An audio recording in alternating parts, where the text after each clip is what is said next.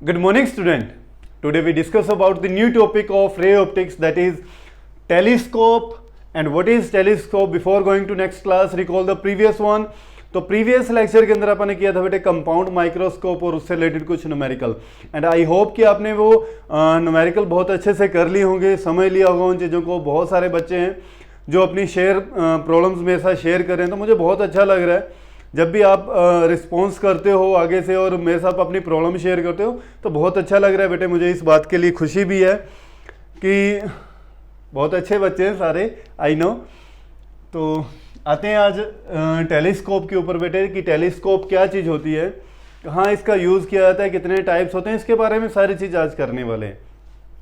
और कल के लेक्चर के अंदर फिर लेके आएंगे इससे रिलेटेड कुछ इंपॉर्टेंट न्यूमेरिकल, और ये चैप्टर ऑलमोस्ट कंप्लीट होने वाला है। मैं भी थक गया हूँ रे ऑप्टिक्स करवा के, और सोच रहा हूँ कि कब ख़त्म हो, तो अब तो बस थोड़ा ही रह गया। आ जाते हैं बेटे टेलीस्कोप को अच्छे से समझते पहले। और टेलीस्कोप को करने से पहले मैं थोड़ा सा आपको बता दूं, जैसे विजुअल एंगल का कॉन्सेप्ट आता है। पहले तो विजुअल एंगल क्या था, तो जिन बच्चों ने अभी तक विजुअल एंगल वाला कॉन्सेप्ट मैंने समझाया सिंपल माइक्रोस्कोप के अंदर, तो एक बार जाके आप सिंपल माइक्रोस्कोप वाली वीडियो जरूर देखें और फिर इस वीडियो के ऊपर आएँ। हाँ जी, तो एक्चुअल में टेलीस्कोप होता क्या चीज़ है बेटे, ये एक ऑप्टिकल डिवाइस है। Optical device which is use to see the distant object. बहुत दूर कोई ऑब्जेक्ट पड़ा है, जैसे स्टार्स हैं, प्लैनेट्स हैं। जैसे अगर आप अर्थ पे हो तो आपको मून देखना है, उसको कंप्लीट इमेज देखनी है, उसके बारे में समझना है बेटे, तो आप टेलीस्कोप का यूज़ करते हो। ठीक है, तो इसकी डेफिनेशन भी यही लिखी है बेटे मैंने, it is an optical device which enable us to see distant object clearly. दूर वाली चीज़ को क्लियर देखने के लिए हमेशा टेलीस्कोप का यूज़ किया जाता है।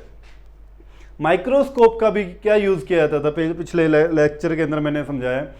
माइक्रोस्कोप का यूज़ करते हैं चीज़ को मैग्नीफाई करने के लिए, ऑब्जेक्ट को बड़ा करके देखने के लिए, और टेलीस्कोप का यूज़ किया जाता है ऑब्जेक्ट को क्लोज करके देखने के लिए। ये दोनों में एक इंपॉर्टेंट डिफरेंस बोला जाता है बेटे, कि टेलीस्कोप और माइक्रोस्कोप में डिफरेंस क्या है। तो टेलीस्कोप का यूज़ किया जाता है डिस्टेंट ऑब्जेक्ट को, डिस्टेंट जो अपने पास ऑब्जेक्ट है, जैसे अगर मैं बात करूँ मून है, तो उनको क्लोज करके देखने के लिए, मैग्नीफाई करके नहीं, क्लोज करके देखने के लिए वहाँ पर टेलीस्कोप का यूज़ किया जाता है। और किसी भी चीज़ को मैग्नीफाई करके बड़ा करके देखने के लिए आप माइक्रोस्कोप का यूज़ करते हो। देखो, अगर कोई ऑब्जेक्ट दूर होता है बेटे, तो उस केस के अंदर अपना जो विजुअल एंगल होता है वो भी क्या हो जाता है, स्मॉल हो जाता है। और जैसे कोई ऑब्जेक्ट क्लोज आएगा तो विजुअल एंगल इंक्रीज होने की वजह से वो अपने आप ही अपने को बड़ा दिखना शुरू हो जाएगा। ठीक है, तो टेलीस्कोप क्या करते हैं, ऑब्जेक्ट को जैसे ही क्लोज लेके आते हैं तो अपना विजुअल एंगल इंक्रीज हो जाता है, और विजुअल एंगल के इंक्रीज होने से ऑब्जेक्ट अपने को क्या होता है, बड़ा दिखाई देता है और क्लियर दिखना शुरू हो जाता है बेटे। तो टेलीस्कोप के ऊपर आप बात करते हैं। अच्छा, अगर टेलीस्कोप की मैं टाइप के ऊपर बात करूं, पहले तो अपने सिलेबस के अंदर +2 क्लास के अंदर there are 2 types of telescope. One is, अगर मैं टेलीस्कोप को डिवाइड करूं बेटे, there are 2 types of telescope, reflecting type telescope and second is refracting type. Reflecting और refracting type telescope. In reflecting type there is 2 more parts of reflecting type telescope, that is Cassegrain and Newtonian telescope। इसके आगे फिर से 2 part बन जाते हैं बेटे, one is Cassegrain telescope and second is Newtonian telescope. ठीक है, ये रिफ्लेक्टिंग है बेटे, न्यूटोनियन। ठीक है, और रिफ्रैक्टिंग के भी आगे 2 टाइप्स हैं, one is astronomical telescope, astronomical telescope, और सेकंड होता है बेटे टेरेस्ट्रियल। ठीक है,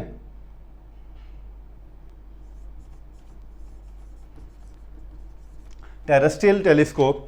तो ये 2 अपने पास रिफ्लेक्टिंग टाइप और रिफ्रैक्टिंग टाइप टेलीस्कोप हैं। अच्छा, एग्जामिनेशन पॉइंट ऑफ व्यू से मैं आपको बताऊं बेटे, तो रिफ्रैक्टिंग टाइप टेलीस्कोप के अंदर astronomical telescope is the most important part जो रहता है।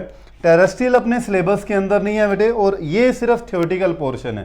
कैसीग्रेन और न्यूटोनियन का थ्योरेटिकल पोर्शन है, इनके ऊपर मैथमेटिकल पोर्शन नहीं है, और ना ही इनके ऊपर इतना चांस रहते हैं कि न्यूमेरिकल्स आने के। तो जो मेन अपने को टेलीस्कोप समझना है बेटे, वो एस्ट्रोनॉमिकल टेलीस्कोप को समझना है, जो एग्जामिनेशन पॉइंट ऑफ व्यू से भी इंपॉर्टेंट है, छोटे इसकी डेरिवेशन भी है।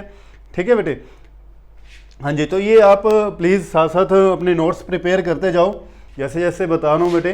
तो राइट कर लिया आपने, इरेज कर रहा हूँ बेटे। तो आज मेन करने वाले हैं अपन जो टेलीस्कोप की जो टाइप है बेटे, refracting type telescope, that is astronomical telescope को बहुत अच्छे से करेंगे, समझेंगे, एक एक चीज़ को समझते जाना, नोट करते जाना अपनी फेयर नोटबुक के अंदर, ठीक है, साथ साथ नोट्स प्रिपेयर करते जाना बेटे। तो बात करते हैं आज एस्ट्रोनॉमिकल टेलीस्कोप के ऊपर। एस्ट्रोनॉमिकल टेलीस्कोप, एस्ट्रोनॉमिकल टेलीस्कोप क्या चीज़ है? तो अगर मैं बात करूं यहां पर बेटे, डिस्टिंक्ट ऑब्जेक्ट को आपने देखना है ना, डिस्टेंट ऑब्जेक्ट को देखने के लिए इस डिवाइस का आप यूज करोगे, ऑप्टिकल डिवाइस का, दैट इज एस्ट्रोनॉमिकल टेलीस्कोप का। कंपाउंड माइक्रोस्कोप के बिल्कुल थोड़ा सा अपोजिट रहता है ये। अपोजिट किस वे के अंदर कि कंपाउंड माइक्रोस्कोप में क्या था कि ऑब्जेक्टिव जो लेंस होता था वो क्या था, स्मॉल था, और जो आई पीस था वो लार्ज अपर्चर का था, लार्ज फोकल लेंथ का था एज कंपेयर टू ऑब्जेक्टिव। लेकिन इसमें थोड़ा अपोजिट रहता है। इसमें अपोजिट क्या है कि जो ऑब्जेक्टिव लेंस होता है वो क्या होता है, लार्ज अपर्चर का होता है और लार्ज फोकल लेंथ का होता है, वाइल जो आई पीस रहता है ये स्मॉल अपर्चर है और स्मॉल फोकल लेंथ है इसकी as compare to objective lens. तो इस बात का ध्यान रखना, जब भी आप इनके नोट्स के अंदर इनकी कंस्ट्रक्शन के बारे में लिखते हो तो इनके बारे में बता सकते हो आप कि जो ऑब्जेक्टिव लेंस है वो क्या होते हैं, लार्ज अपर्चर के होते हैं, लार्ज फोकल लेंथ के होते हैं, और आई पीस जो होता है वो स्मॉल अपर्चर रहता है एज कंपेयर टू ऑब्जेक्टिव। इतना स्मॉल भी नहीं होता है लेकिन एज कंपेयर टू ऑब्जेक्टिव इसका स्मॉल अपर्चर होता है और स्मॉल फोकल लेंथ होती है बेटे इसकी, ठीक है। अच्छा, इसके बाद बेटे इसका जो अपर्चर होता है ना, ये पूछ लिया जाता है कॉन्सेप्चुअल क्वेश्चन के अंदर कि जो ऑब्जेक्टिव होता है इसका जो अपर्चर है ये लार्ज अपर्चर क्यों बनाया जाता है? तो इसके पीछे बेटे एक रीज़न है। रीज़न ये है क्योंकि अगर साइज बड़ा होगा तो वो ज़्यादा से ज़्यादा लाइट को क्या करेगा, गैदर करेगा, और अगर ज़्यादा लाइट गैदर करेगी तो जो इमेज बनेगी यहाँ पर वो ब्राइट फॉर्म होगी, ठीक है बेटे। और ब्राइट इमेज फॉर्म करने के लिए, इमेज की इंटेंसिटी इंक्रीज करने के लिए इसका अपर्चर लार्ज किया जाता है, और कोई इसके पीछे रीज़न नहीं होता है, ठीक है। तो आई होप ये आपको क्लियर हो गया होगा बेटे। अब आते हैं इसके मेन कॉन्सेप्ट के ऊपर।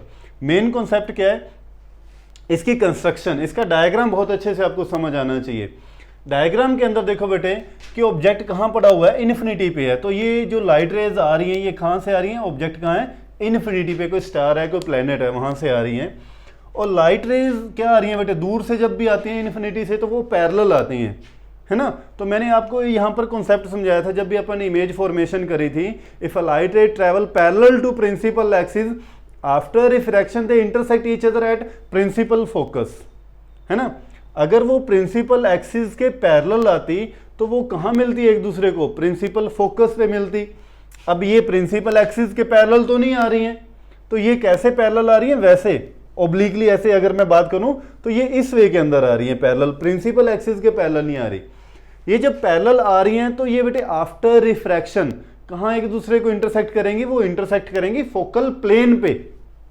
समझ में आई है, प्रिंसिपल फोकस पे नहीं करेंगी, फोकल प्लेन पे ही एक दोनों एक दूसरे को इंटरसेक्ट करेंगी। तो ये इंटरसेक्ट करके बेटे यहाँ पर A dash B dash image form हुई, और ए डैश बी डैश जो बनी तो इस पॉइंट को ये अपने पास क्या आ गई, इसकी फोकल लेंथ आ गई F4, ठीक है बेटे। अब अपन चाहते हैं कि आई पीस जो अपने को एक इमेज फॉर्म करे, तो इसके लिए बेटे ये जो मैंने आपको पहले भी ये कॉन्सेप्ट और हर डेरिवेशन के अंदर आप ये बात कह रहे हैं, image form by the first lens is act as a virtual object for the second lens. जो ये इसने फर्स्ट लेंस ने इमेज बनाई है, ये इमेज सेकंड लेंस के लिए वर्चुअल ऑब्जेक्ट का काम करेगी, ठीक है। तो ये वर्चुअल ऑब्जेक्ट का काम करेगी। तो जब ऑब्जेक्ट बेटे अपने को पता है when object place between F and O, उस टाइम अपने को मैग्नीफाई इमेज मिलती है, क्योंकि ये जो आई पीस है ये सिंपल माइक्रोस्कोप वाला काम ही करेगा। इसका काम क्या है, इमेज को थोड़ा सा इंक्रीज करना, क्योंकि यहाँ पर जो ये इमेज बनी है ये बहुत छोटी सी बनती है। इसके पीछे रीजन रहता है क्योंकि ये जो एंगल बनते हैं अल्फा और बीटा एंगल बनाती हैं, डिस्टेंस बहुत दूर से आती हैं, ये बड़े स्मॉल एंगल बनाती हैं, और स्मॉल एंगल बनेगी तो ये इमेज बहुत छोटी बनती है। इस छोटी इमेज को थोड़ा सा मैग्नीफाई करके देखने का काम ये आई पीस करता है बेटे, मैग्नीफाई करने का काम जो एक सिंपल माइक्रोस्कोप करता है।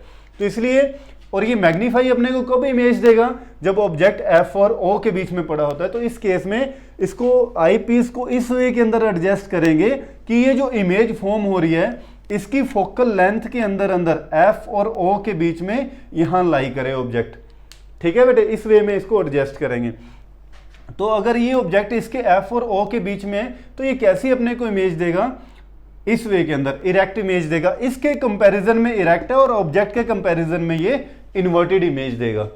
ठीक है बेटे, इस बात का ध्यान रखना। तो ये अपने पास एफ ई है और ये अपने पास हो जाएगा बेटे यू ई की वैल्यू आई पीस के लिए, और ये कहाँ इमेज फॉर्म कर रहा है, at L D D V पे। ठीक है, least distance of distinct vision, जिसको आप शॉर्ट फॉर्म के अंदर डी से रिप्रेजेंट करते हैं। डी की वैल्यू कितनी होती है, 25 सेंटीमीटर पे। ठीक है बेटे, तो आई होप आपको इसकी कंस्ट्रक्शन क्लियर होगी बेटे। अब आते हैं इसकी मैग्नीफाइंग पावर। जैसे अपन निकाला था, तो मैग्नीफाइंग पावर कंपाउंड माइक्रोस्कोप में भी अपन ने दो केस निकाले हैं, अगर आपको ध्यान है तो। एक किया था मैक्सिमम मैग्निफिकेशन के लिए और एक किया था मिनिमम मैग्निफिकेशन के लिए। ठीक है बेटे, तो इसके अंदर भी सेम वैसे ही केस हैं। फर्स्ट आएगा for maximum magnification, for maximum magnification. और मैक्सिमम मैग्निफिकेशन कब मिलती थी, जब फाइनल इमेज कहाँ फॉर्म होती है, एट LDDV पे फॉर्म हो। ठीक है बेटे, वही सेम केस है। ये जो मैंने डायग्राम बना रखा है यहाँ पर टेलीस्कोप का, ये इसी केस का बना रखा है, मैक्सिमम मैग्निफिकेशन पावर का। और जो ये इमेज फॉर्म हो रही है, ये कहाँ हो रही है, डी पर फॉर्म हो रही है, 25 सेंटीमीटर पर हो रही है बेटे। तो मैग्निफिकेशन यहाँ पर लिखोगे for maximum magnification when final image is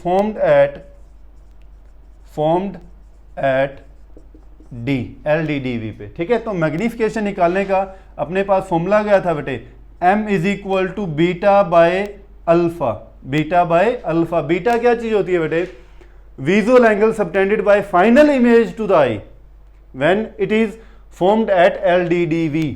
ध्यान रखना, दोनों कंपाउंड माइक्रोस्कोप की मैग्निफिकेशन की जो आपने यहां पर लिखा था रेशो, और यहां पर एस्ट्रोनॉमिकल टेलीस्कोप का जो लिखोगे तो यहां पर डिफरेंस है एक, ध्यान रखना, उसका पॉइंट को ध्यान रखना। मैंने बीटा क्या बोला है, बीटा तो दोनों के केस में सेम रहेगा, चाहे कंपाउंड की बात कर रहे हो चाहे एस्ट्रोनॉमिकल टेलीस्कोप की बात कर रहे हो। बीटा क्या होता है, angle subtended by final image to the eye when it form at LDDV पे। जब वो डी पे फॉर्म होती है तब वो जो एंगल बनाते हैं दैट इज विजुअल एंगल, जिसको बोला जाता है बीटा।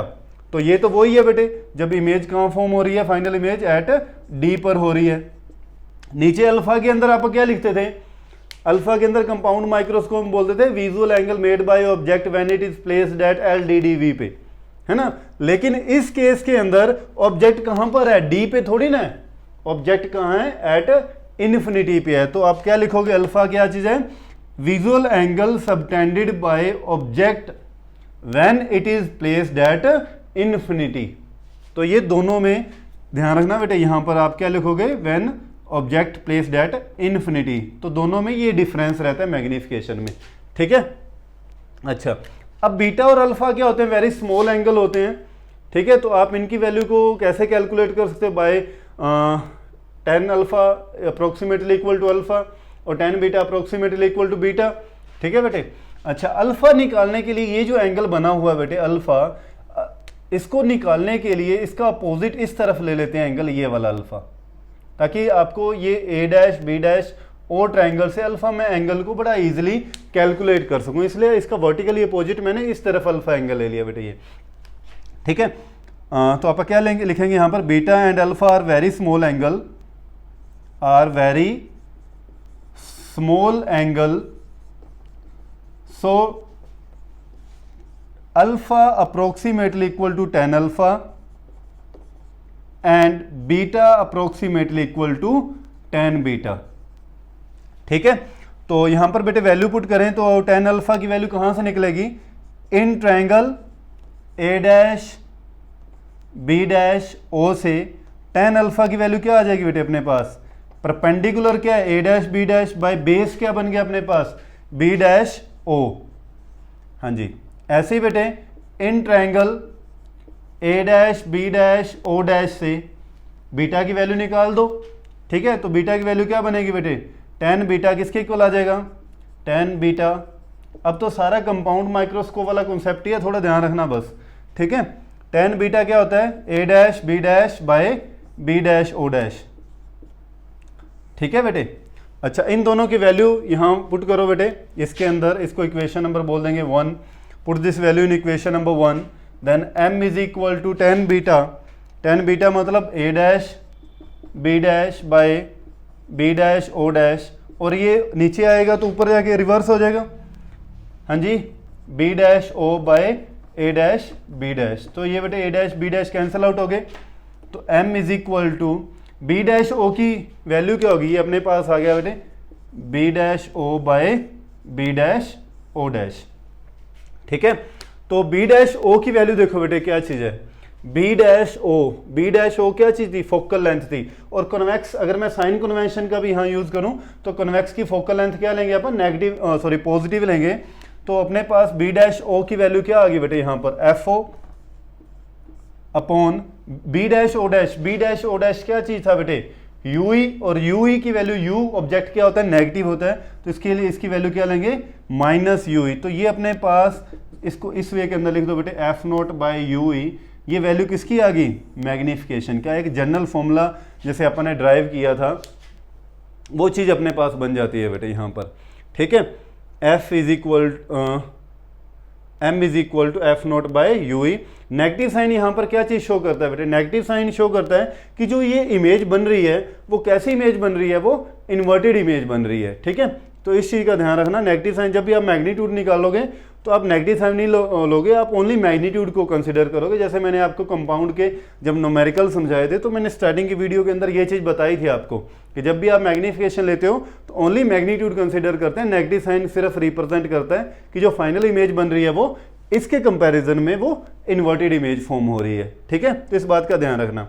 अब अपने को निकालनी है मैक्सिमम मैग्नीफिकेशन के लिए। आई थिंक आपने ये राइट कर लिया होगा बेटे, तो मैं इरेज कर सकता हूं, हाँ जी, ये मैं इरेज कर रहा हूं बेटे यहां से। तो मैक्सिमम मैग्नीफिकेशन के लिए बेटे इस केस में क्या रहेगा, ये अपने पास फर्स्ट फॉर्मूला ड्राइव होगा जिसको आप जनरल फॉर्मूला बोल सकते हो। ठीक है, फर्स्ट मैग्नीफिकेशन के अंदर बेटे देखो, अब इसके केस के अंदर जो u है उसकी वैल्यू, आई पीस का काम हो गया, ये तो ऑब्जेक्ट ने काम कर दिया सारा अपना, ये जो फॉर्मूला बना दिया। अब आई पीस के लिए u की वैल्यू क्या होगी बेटे, माइनस यू। v की वैल्यू क्या होगी, इमेज कहाँ फॉर्म हो रही है, d पे, तो इस तरह फॉर्म हो रही है तो इसकी वैल्यू भी क्या लेंगे, माइनस d। ठीक है, और फोकल लेंथ कॉन्वेक्स की हमेशा क्या होती है, पॉजिटिव होती है, तो f की वैल्यू क्या होगी इसके अंदर, एफ ई से आप इसको रिप्रेजेंट कर रहे हैं बेटे। ठीक है, by using thin lens formula, by using thin lens formula, तो अपने पास थिन लेंस फॉर्मूला क्या था बेटे, 1 by F E is equal to 1 by V E, ये वी ई है। ठीक है बेटे, माइनस 1 बाय यू ई, तो वैल्यू अगर मैं पुट करूं यहाँ पर इनकी, तो 1 by F E is equal to, V की वैल्यू क्या चीज़ है बेटे यहाँ पर, माइनस डी। हाँ जी, समझ आ रहा है। और यू ई की वैल्यू क्या है, माइनस यू ई। ठीक है, u पुट करते हैं ना तो इसकी ये माइनस माइनस क्या हो जाएगा, प्लस हो जाएगा। तो 1 बाई यू ई की वैल्यू अगर मैं यहाँ से सब्जेक्ट बनाऊँ 1 बाई यू ई को, तो इसकी वैल्यू क्या आ जाएगी, 1 बाई यू ई की is equal to 1 by F E. हाँ जी, माइनस ये था इधर बेटे माइनस, तो इस तरफ आएगा तो प्लस में, प्लस 1 बाय डी। अच्छा, ये 1 बाई यू ई की वैल्यू को आपने कहाँ पुट करना है बेटे, अपने को मैग्नीफिकेशन निकालनी है। और ये कौन सी मैग्नीफिकेशन निकाल रहे हो आप, एंगुलर मैग्नीफिकेशन निकाल रहे हो, ध्यान रखना इस बात का। ठीक है, तो ये 1 बाई यू ई की वैल्यू बेटे यहाँ पुट करो आप मैग्नीफिकेशन के अंदर, तो अपने पास मैग्नीफिकेशन का फॉर्मूला क्या ड्राइव हो जाता है बेटे, m इज इक्वल टू हाँ जी minus F naught into U E की वैल्यू बेटे ये पुट करो 1 by F E plus 1 by D. ठीक है, तो यहां से अगर मैं एफ ई कॉमन लूँ थोड़ा और इजी बनाने के लिए इसको, तो m is equal to minus F nought by F E into 1 plus F E by D. तो ये कॉन्सेप्ट ध्यान रखना बेटे, एफ ई बाय डी। तो ये अपने पास फाइनल जो फॉर्मूला है वो मैक्सिमम मैग्नीफिकेशन के लिए ड्राइव हो जाता है। एफ ई कैसे बना बेटे यहाँ पर, तो मैंने यहाँ से एफ ई कॉमन लिया ना, तो यहाँ पर तो एफ ई है ही नहीं, तो जिसके पास अगर एफ ई नहीं होता तो वो मल्टी में चला जाता है, तो एफ ई ऊपर चला गया तो एफ ई बाय डी, क्योंकि मैं ब्रैकेट ओपन करूंगा तो ये एफ ई किसके साथ मल्टीप्लाई करेंगे, एफ ई, और एफ ई करेंगे तो एफ ई से एफ ई कैंसिल आउट होकर यही बनना है। ठीक है। तो ये स्पेशली ये प्रॉब्लम आती है, जो बायो के स्टूडेंट होते हैं उनको थोड़ी प्रॉब्लम रहती है, इसलिए मैं एक एक चीज़ को अच्छे से बताता हूँ डिटेल के अंदर, क्योंकि क्लास के अंदर हर बच्चे का लेवल एक जैसा नहीं होता, इसी का हमेशा मैं ध्यान रखता हूँ। तो m is equal to minus F nought by F E into 1 plus F E by D. हाँ जी, अच्छा अब आते हैं बेटे सेकंड कॉन्सेप्ट के ऊपर। सेकंड कॉन्सेप्ट क्या होता है, मिनिमम मैग्नीफाइंग पावर अपने को अब निकालनी है। तो ये मैं बेटे इरेज कर रहा हूँ, और सेकंड इसके लिए डायग्राम भी अलग होगा, ठीक है। तो आप राइट कर सकते हो। हाँ जी, अब बात करते हैं बेटे सेकंड केस के लिए। सेकंड केस क्या रहेगा फॉर मिनिमम मैग्नीफाइंग पावर के लिए बेटे, फॉर मिनिमम मैग्नीफाइंग पावर, या इसको बोला जाता है बेटे नॉर्मल एडजस्टमेंट, या मैं क्या बोल दूं, नॉर्मल एडजस्टमेंट पे। और नॉर्मल मिनिमम कब होती है, जब फाइनल इमेज कहाँ फॉर्म होती है, एट इन्फिनिटी। ये कंपाउंड माइक्रोस्कोप के अंदर भी आप करके आए हैं बेटे, तो इसके लिए बेटे वही डायग्राम बनेगा, ठीक है। थोड़ा सा समझते जाना इस चीज़ को। ये अपना आई पीस हो गया बेटे, ठीक है। अब ऑब्जेक्ट कहाँ पे था, इन्फिनिटी पे था, तो फर्स्ट केस तो वही रहेगा बेटे। इस वे के अंदर लाइट रेज पैरेलल आ रही हैं, आफ्टर रिफ्रैक्शन वो एक दूसरे को यहाँ मिल रही हैं। तो अब अपने को ये जो बेटे A dash B dash image form हो रही है, इस इमेज इस आई पीस के लिए वर्चुअल ऑब्जेक्ट का काम करेगी। अब इसको आई पीस को इस वे के अंदर एडजस्ट करते हैं कि ये जो इमेज फॉर्म हो वो इसके प्रिंसिपल फोकस पे फॉर्म हो, ठीक है। तभी तो ये क्या करेगा, अपने को पता है कि व्हेन कॉन्वेक्स के केस में जब ऑब्जेक्ट प्रिंसिपल फोकस पे रखा जाता है तो इमेज कहाँ चली जाती है, इन्फिनिटी पे चली जाती है। और अपने को भी यही करना है कि इस ऑब्जेक्ट को इसके प्रिंसिपल फोकस पे रखना है, इसलिए इसको इस वे के अंदर एडजस्ट करेंगे कि ये जो डिस्टेंस रहे इसके लिए वो एफ ई बन जाए, और एफ ई और यू ई दोनों क्या हो जाएं, इक्वल हो जाए, सेम हो जाए। तो इस केस में जो फाइनल इमेज फॉर्म होगी वो इन्फिनिटी पे फॉर्म होगी। तो फाइनल इमेज का मतलब क्या होगा बेटे, फर्स्ट रे इस वे के अंदर जाएगी, सेकंड रे इसके अगर मैं ऑप्टिकल सेंटर में से पास करूं बेटे ओ डैश, तो इस वे के अंदर दोनों ये इमेज कहाँ फॉर्म होती है बेटे, इन्फिनिटी पे। और इस वे के अंदर ये अपने को इमेज कहाँ फॉर्म करके देंगे, इन्फिनिटी के अंदर, ठीक है बेटे। अच्छा, अब इसके लिए वैल्यू निकालते हैं, मैग्नीफाइंग पावर निकालते हैं, जैसे मिनिमम मैग्नीफाइंग पावर। तो अब u की वैल्यू क्या हो जाएगी बेटे, u की वैल्यू अपने पास माइनस यू ई है ना, f की वैल्यू क्या होगी, एफ ई, ठीक है, ध्यान रखना। और v की वैल्यू क्या होगी बेटे अपने पास, इन्फिनिटी हो जाएगी, ठीक है। v की वैल्यू क्या है, इन्फिनिटी। तो अब लेंस फॉर्मूला का यूज करेंगे, तो 1 by F E is equal to 1 by V E minus 1 by U E. तो वैल्यू पुट करो बेटे यहाँ पर 1 बाई एफ ई और 1 बाई इन्फिनिटी, और ये माइनस माइनस क्या हो जाएगा 1 प्लस 1 बाई यू ई। तो और 1 बाई इन्फिनिटी क्या होता है, 0। तो यहाँ से 1 बाई यू ई की वैल्यू क्या आ गई बेटे, 1 by F E is equal to 1 by U E, ठीक है। और ये 1 बाई यू ई की वैल्यू अपने को निकालनी है मैग्नीफिकेशन, और मैग्नीफिकेशन का क्या फॉर्मूला था, F M is equal to F nought by U E minus F nought by U E. तो माइनस साइन यहाँ पर इन्वर्टेड होता है, जो मैक्सिमम था, मैक्सिमम का केस निकाला उसके अंदर भी अगर मैं नेगेटिव साइन वहाँ पर मुझे ध्यान नहीं है मैंने लगाया नहीं लगाया, तो मैग्नीट्यूड लेना होता है ओनली, ठीक है। नेगेटिव साइन सिर्फ रिप्रेजेंट करता है इन्वर्टेड इमेज को, ठीक है। इस बात का ध्यान रखना बेटे, कई बार न्यूमेरिकल करते टाइम बच्चे इसमें क्या रहते हैं, कन्फ्यूज रहते हैं बेटे। तो 1 बाई यू एफ ई की वैल्यू क्या पुट करेंगे बेटे यहाँ पर, सॉरी यू ई की वैल्यू, तो ये अपने पास क्या आ जाएगा, m is equal to minus F nought by F E. तो ये बेटे मैग्नीफिकेशन आ जाती है मिनिमम के लिए, नॉर्मल एडजस्टमेंट के केस में m is equal to minus F nought by F E, ठीक है। तो आई होप आपको ये बात क्लियर होगी बेटे। अब लास्ट में एक चीज़ और आपको ध्यान रखनी है, अब एस्ट्रोनॉमिकल टेलीस्कोप की लेंथ निकालनी है, जैसे कंपाउंड माइक्रोस्कोप की निकाली थी, L निकाली थी, ऐसे ही एस्ट्रोनॉमिकल टेलीस्कोप की भी अगर आपको लेंथ निकालनी हो तो लेंथ कैसे निकालते थे, डिस्टेंस बिटवीन टू लेंसेज, इसको आप क्या बोलते हो, लेंथ बोलते हो आप, L से रिप्रेजेंट करते हैं, है ना। तो अगर मैं सेकंड केस के ऊपर ही बात करूं तो एल निकालने का फॉर्मूला क्या हो जाएगा कि यहाँ से लेके ये वाली जो डिस्टेंस है इसको तो बोलेंगे एफ ओ, और ये वाला कितना हो गया एफ ई। तो एल निकालने का फॉर्मूला क्या हो गया बेटे F O plus F E. O F E लिख दूं मैं या इसको मैं यू ई लिख दूं, और ये हमेशा क्या ली जाती है बेटे वैल्यू पॉजिटिव ली जाती है, इसलिए मैंने मॉडुलस के अंदर लिखा है। और मैक्सिमम वाला जो प्रीवियस केस था उसके अंदर अगर आपको एल निकालना है तो एल इज इक्वल टू क्या था बेटे एफ नॉट प्लस यू ई आप लिख सकते हो, क्योंकि उस केस में यू ई एफ ई के इक्वल नहीं था। ठीक है, तो उस केस में L is equal to F nought plus U E बन जाएगा, और इस केस के अंदर L is equal to F nought plus F E बन जाएगा। तो आई होप आपको बेटे ये सारा कॉन्सेप्ट अच्छे से क्लियर हो गया होगा। तो नेक्स्ट लेक्चर के अंदर लेके आएंगे इससे रिलेटेड बेटे कुछ इंपॉर्टेंट न्यूमेरिकल्स। तो थैंक यू सो मच।